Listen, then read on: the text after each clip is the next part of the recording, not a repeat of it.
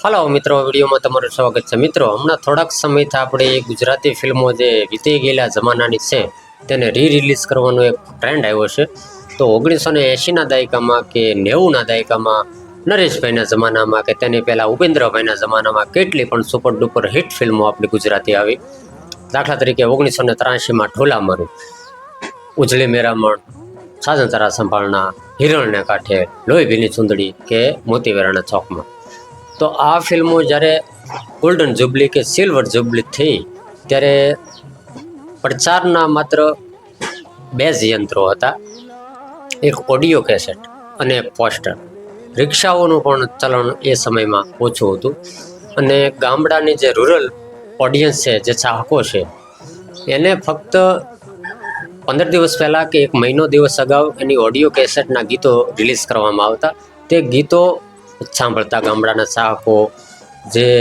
આ ગુજરાતી ફિલ્મોના સુવર્ણ યુગના સાક્ષી છે એને ખ્યાલ જ હશે કે ઓડિયો કેસેટ જેવી આવે બજારમાં એટલે એક સાદા ટેપ રેકોર્ડર, એમાં વાડીએ જતા હોય કે માલઢોર ચારનારા ગોવાળિયા હોય કે કોઈ બી ગામડાની રૂરલ ઓડિયન્સ, ગામડાના ચાહકો ત્યાં ઓડિયો ગીતો સાંભળી અને આ ફિલ્મની સ્ટોરી, તેમની કથા જાણી લેતા કે આ ફિલ્મ કેવી રીતે બની છે. અને કોઈ બી મિત્ર વર્તુળ કે ગામના ચોરે આ ફિલ્મ જોઈ આવ્યા હોય 1980ના દાયકાની 90ના દાયકાની, એ મિત્ર વર્તુળમાં ચોરે કે વાડીએ કે ગમે ત્યારે વાહોપું, આપણે મતલબમાં સૌરાષ્ટ્રમાં જે રાત્રે વાડીએ જાય એને વાહોપું કહેવામાં આવે, ત્યારે આ વાત થતી કે ભાઈ ઢોલા મારું ફિલ્મ મેં આ જોઈ. અને એવું થતું કે ગામડાની જે રૂરલ ઓડિયન્સ છે, ચાહકો છે, તેને પોતાના નજદીક જે સેન્ટર પડતું હોય, મતલબમાં સિટી લેવલિંગનું 40 કિલોમીટર 50 કિલોમીટર, ત્યારે મહિનામાં કે 2 મહિને ફક્ત આ પિક્ચર તેને ત્યાં ખેંચી જતી અને 2 મહિને 6 મહિને જવાનું રહેતું. અને જે ચાહક ફિલ્મ જોઈએ હોય એ એની આજુબાજુ બધા વિટાઈને બેસી જાય અને પૂછે કે શું થાય છે ફિલ્મમાં. ઢોલા મારું, હિરણને કાંઠે, ઉજળી મેરામણ, આ ફિલ્મની જે વાર્તા કેવી, એની કથા જે વર્ણવવી, એ પણ એક મજા હતી. અને નરેશભાઈ કે જયશ્રી કે સનેલ હતા. આજે કોઈ પણ ગુજરાતી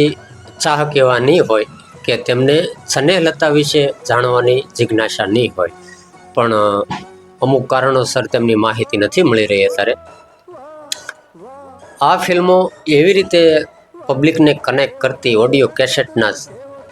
વખતથી, મતલબમાં ઓડિયો કેસેટ બહાર પડે ત્યારથી કેવી રીતના કનેક્ટ કરતી કે એ પાત્ર સાથે પ્રેમ થઈ જતો કે નરેશભાઈ, ઉજળી અને મેરામણ, મેરુ અને માલણ,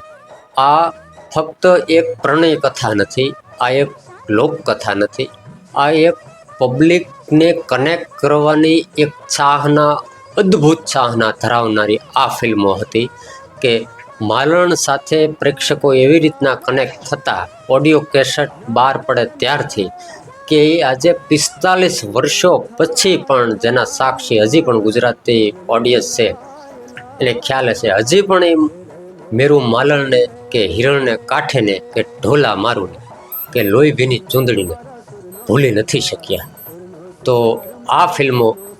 રિલીઝ થાય તો હજી પણ જે તે વખતના ચાહકો છે અને અત્યારની જે જનરેશન છે એને ખ્યાલ આવે કે 1985માં આ ફિલ્મો આવી રીતની સિલ્વર જુબલી થઈ કે ગોલ્ડન જુબલી થઈ અને ગીતો હજી પણ અમે સાંભળીએ છીએ. તો એ ગીતો મોટી સ્ક્રીન પર કેવા દેખાતા, કેવું માહોલ ક્રિએટ થતો કે કેવા આ મોટા બેઝ પર, મોટા સાઉન્ડ પર, આ 5G ટેકનોલોજી 4K જમાનામાં, અત્યારે આ આધુનિક યુગમાં, ત્યારે તો રીલવાળા જમાનામાં સિંગલ સ્ક્રીન થિયેટરો હતા, ત્યારે એટલા કનેક્ટ જે ચાહકો થયા. તો તમે વિચારી શકો છો કે અત્યારે આ હરણપાળ ડિજિટલ ટેકનોલોજી, આધુનિક સાઉન્ડ સિસ્ટમ, જો મેરુ માલણ અત્યારે રિલીઝ કરવામાં આવે તો ચોક્કસ વાત છે કે ગુજરાતી જે તે વખતના ચાહક વર્ગ છે એ તો કનેક્ટેડ થાય જ, પણ અત્યારની જે જનરેશન જે મોબાઈલના ટચુકડા પડદા પર જે રીલ્સ બનાવે છે કે ઓઢણી ઉઠું ઉઠું ઉડી જાય, આજે પણ પોતાનું શેડ વ્યક્ત કરવા માટે જાગરે માલણ જાગનું રીલ્સનો ઉપયોગ થાય છે. તો એને ખ્યાલ આવે કે ખરેખર આ ફિલ્મો પ્રત્યે જે ચાહકો કનેક્ટ થયા એ કેવી રીતના, શું ઇમ્પ્રેશન હતી, શું એ કલાકારોનો અભિનયો હતા, કે શું એ મ્યુઝિક ડિરેક્ટરો ના જે ઇન્વોલ્વમેન્ટ હતા એ ફિલ્મ સાથે કે ગીત સાથે, કે એક કથાકાર નું કેવી રીતે પટકથા કે કેવી રીતે સંવાદો, કે પછી રાઇટર ગીત રાઇટર કાંતિ શો કે કેવી રીતના એ શબ્દો ને ગૂંથી ગૂંથી લખી લખી અને ગુજરાતી ચાહકો સમક્ષ પ્રેઝન્ટ કર્યા. મિત્રો પછી 1980ના 90ના દાયકામાં એક એવો ટ્રેન્ડ હતો કે આવી કેસેટો,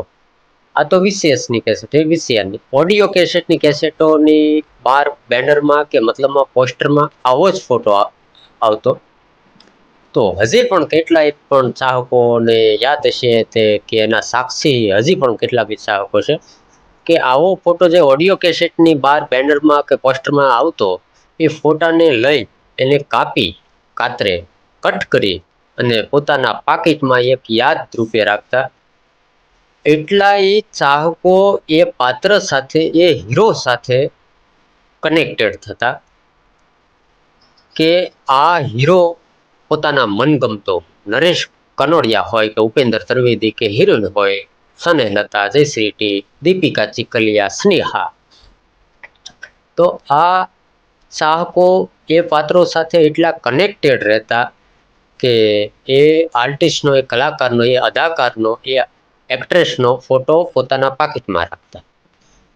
કેટલી ચાહના! અને એ વખતના ચાહકોને ખ્યાલ હશે કે નરેશભાઈની ફિલ્મો કે નરેશભાઈના ગીતો ગુજરાતના સિંગલ સ્ક્રીન થિયેટરોમાં જ્યારે ફિલ્માંકન થતા, પ્રફુલ્લ દવે, અલકા યાજ્ઞિક, અનુરાધા પૌડવાલ, કાંતિ અશોકના ગીતો, જ્યારે પરચુરણ જ્યારે સિનેમાની અંદર જે ફેંકવામાં આવતું અનહદ વરસાદ, કે એ પછી ગુજરાતી ફિલ્મોમાં જોવા મળ્યું ઘણી ગાંઠી ફિલ્મોમાં, પણ આ જે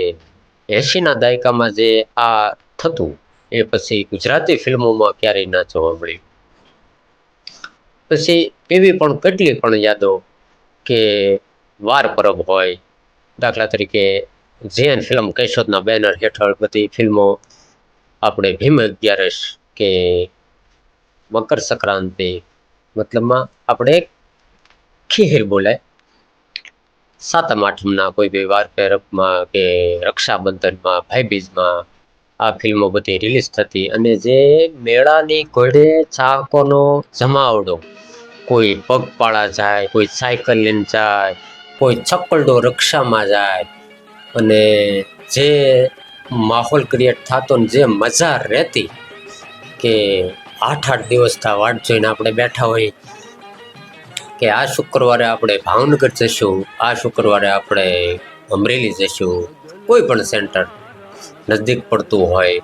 ત્યાં આ ફિલ્મ આપણે જોવા જઈશું 7-8 મિત્ર વર્તુળ સાથે. અને જે પોતાની એક યાદ હજી પણ લોકોના હૃદયમાં છે ફિલ્મોની, રાજ રાજવણની, લાજુ લાખણની, કે લોહી પીલી ચૂંદડીની, હા મોટા પોસ્ટરો સિનેમાની બહાર જોઈ, પહેલાં તો એ પોસ્ટર જોવાની જ મજા રહેતી કે સિનેમાની પાસે સિંગલ સ્ક્રીન થિયેટરમાં ચાહકો પહોંચી જાય અને પછી જે પોસ્ટરો જોવે, સ્નેહલતા, જયશ્રી ટી, સ્નેહા, આ જે પોસ્ટરો જોવાની જે મજા રહેતી એ ચાહકોને જે એક તાલાવેલી રહેતી, એનું વર્ણન કરવું તો અત્યારે શક્ય જ નથી કે એ મજા શું હતી. મતલબ એના શબ્દો ક્યાંથી લાવવા પડે કે એની જે એક અહેસાસ રહેતો, એક અંદરનો જે ઉમંગ રહેતો એ ફિલ્મ સાથે કનેક્ટ થવાનો, અને એ ફિલ્મ જોઈને બહાર જે ગુજરાતના સિંગલ સ્ક્રીન થિયેટરની બહાર આવે અને પછી જે એ ગીતોનું જે વર્ણન કરવું અને જે પબ્લિકને કે પોતાના મિત્ર વર્તુળને જે એની જે કથા વસ્તુ કે જેના ફિલ્મોના અમુક જે અંશ કહેવા કે એ ગીતોની એક સ્ટાઇલ કરવી કે ઉઠી રે ઉઠી ઢોલા તારી ચૂંદડી, આ એક એના અત્યારે શબ્દો ન જડે તમને કે એ શું મજા હતી. એ મજા જે સુવર્ણ સમયના ગુજરાતી ફિલ્મોના સુવર્ણ સમયની હતી એનું વર્ણન કરવું અત્યારે નથી શક્ય. પણ આ જે જમાના સાથે ફિલ્મોના સુવર્ણ સમયના જે ગુજરાતી ફિલ્મોના સમય સાથે જે કનેક્ટેડ રહ્યા એને એક નાનો એવો અહેસાસ થઈ શક્યો હશે કે આ શું મજા હતી. અને આજે 50, 45, 40 વર્ષો પછી પણ એ ફિલ્મો વિશે તમે વાતો કરો કે ફિલ્મોનું તમે વર્ણન કરો પણ તો એ ગીતો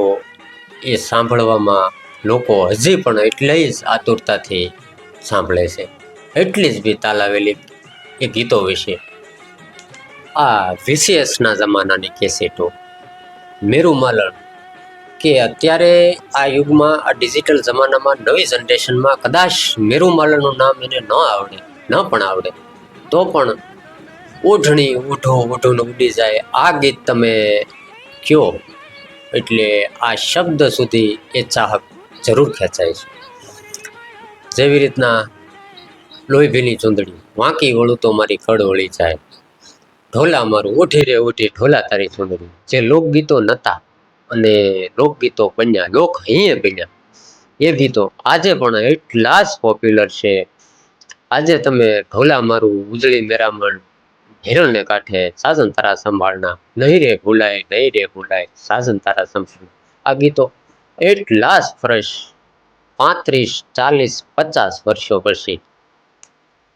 અને ચાહકોનું એવું ઇન્વોલ્વમેન્ટ, એવી કનેક્ટેડ ચાહકો કે ગુજરાતના કોઈ પણ પ્રાંતમાંથી કોઈ બી ચાહક વર્ગ કે કોઈ પણ ઓડિયન્સ જાય તો તે પાત્ર એને પોતાનું જ લાગે, કેમ કે આ હું જ છું, આ ફિલ્મ મારી માથેથી જ બની છે, આ મારી જ ફિલ્મ છે, આ મારું જ પાત્ર છે. એવી રીતની બધી ઇન્વોલ્વમેન્ટ, એવી રીતના ચાહકો કનેક્ટેડ અને અદ્ભુત લોકચાહના, કેવી લોકચાહના કે સાજન તારા સંભાળના આજે પણ એની માથે કેટલી પણ રિમેકો બની એ ગીતો માથે. કોઈ પણ ચાહક અત્યારે ગુજરાતી ફિલ્મના સુવર્ણ સમયના જમાનાનો ચાહક હજી પણ સાજન તારા સંભાળનાને નથી ભૂલી શક્યું કે ઉજળી મેરામણને નહીં, લોહી ભીની ચૂંદડીને નહીં, ઢોલા મારુંને નહીં,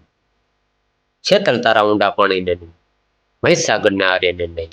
જેસલ તોરલને નહીં, નાગમતી નાગવાળાને નહીં, વીર માંગડાવાળાને નહીં, કેટલી પણ ઉપેન્દ્રભાઈ ત્રિવેદીની કે સ્નેહલતાની ફિલ્મોની આપણે વાત કરી, ચિતડાનો સોળ, સૂર્યચંદ્રની સાખે, માણેકથમ, સીવી રબારણ, રેતીના રતન, કોઈના મીટોળ કોઈના હાથે વિક્રમ કોખલે, ચોરીના ફેરા શાહ, કેટલી પણ ફિલ્મોની સુપર ડુપર હિટ ફિલ્મોની આપણે વાત કરી. મતલબ ગુજરાતી ફિલ્મોનો સુવર્ણ સમય. તો હું તો તમને ત્યાં સુધી કહું છું કે આજે પણ આ ફિલ્મો વિશે વાતો કરી એ સમયની વાતો કરી જ્યારે એ જે ચાહકે આ સમય જોયો છે, જેને ભૂલવો છે, એની જે સ્મૃતિની એના દિલની વાત આપણે અત્યારે કરી તો ખરેખર આંખોની પાપણો ભીની થઈ જતી હોય છે. આ ગુજરાતી ફિલ્મો પ્રત્યેનો ચાહકોનો લગાવ હજી સિનિયર સિટીઝન થઈ ચૂક્યા છે 50 વર્ષની ઉંમરે કે તો પણ એ ચાહના હજી ભૂલી નથી શક્યા. કેટલો લગાવ કે 4, 4, 5, 5 દાયકા વીતી ગયા તો પણ હજી એ ફિલ્મો પ્રત્યેની ચાહના હજી અડીખમ ઊભી છે. શું મિત્રો એ ફિલ્મોની પ્રશંસા કરવી, કેટલી પણ ફિલ્મો આપણે વાત કરી, શું મિત્રો એ વીતી ગયેલા જમાનાના ફિલ્મો પ્રત્યે ચાહકોનો લગાવ હશે. મિત્રો તમે ખાલી એક ક્ષણ માટે તમે એની વિચાર તો કરો, 5 દાયકા, 6 દાયકા, 4 દાયકા વીતી ગયા તોય પણ હજી લીંબુડા ઝૂલે તારા બાગમાં હજી એટલું જ તરો થાય. માડી હું તો 12 વર્ષે આવ્યો, સાગરે માલણ સાહેબ નથી રહેવાતું, હવે નથી રહેવાતું. કેટલી પણ ગીતોની વાત કરી. પ્રફુલ્લ દવે, મહેન્દ્ર કપૂર, પ્રાણલાલ વ્યાસ, દિવાળીબેન પદ્મશ્રી, દિવાળીબેન તેલ, દમંતીબેન બરડાઈ, મીના પટેલ, અલકા યાજ્ઞિક, બોલિવૂડમાં જાઓ, અનુરાધા પૌડવાલ, ઉષા મંગેશકર, આશા ભોસલે, કેટલી પણ ફિમેલ સિંગરોની વાત કરી. હજી પણ એ જ તરોતાજા, એ જ આજે પણ જેટલા બી ગુજરાતી ફિલ્મો વિશે કે ગુજરાતી આર્ટિસ્ટની બાયોગ્રાફી કે જાણકારી કે માહિતી કે વિસરાઈ ગયેલી ફિલ્મો વિશે માહિતી આપે, એમાં એક કમેન્ટ તો કોમન હશે કે સ્નેહલતા વિશે માહિતી આપો. તો આજે પણ ગુજરાતી ચાહક જે સુવર્ણ યુગનો હજી પણ કેટલા બી સાક્ષીઓ છે. મારી ચેનલમાં ઝડપ એવા કમેન્ટો મને જોવા મળ્યા કે હજી પણ નરેશભાઈના જમાનાની ફિલ્મો, મેરુ માલણ કે એવું નહીં, એ વખતમાં 80ના દાયકામાં 90ના દાયકામાં જે પણ ફિલ્મો આવી, પણ કેટલા બી ચાહકોનું એ પણ કમેન્ટ હોય છે કે પ્રફુલ્લ દવે અને અલકા યાજ્ઞિકનો સ્ટેજ પ્રોગ્રામ થવો જોઈએ. તો મારા ખ્યાલ પ્રમાણે જો આ શક્ય બને અને આ શક્ય થાય તો આ પ્રફુલ્લ દવે અને અલકા યાજ્ઞિકનો જે સ્ટેજ પ્રોગ્રામ થાય એ દુનિયાનો સૌથી બેસ્ટ પ્રોગ્રામ રહેશે. અને 80ના દાયકામાં કે 90ના દાયકામાં પ્રફુલ્લ દવે અને અલકા યાજ્ઞિકની જે ગીતો આવ્યા સુપર ડુપર હિટ, નરેશભાઈ હીરો હોય અને મહેશ નરેશનું સંગીત ને કાંતિ અશોકના જે ગીતો હતા, એ અત્યારે જો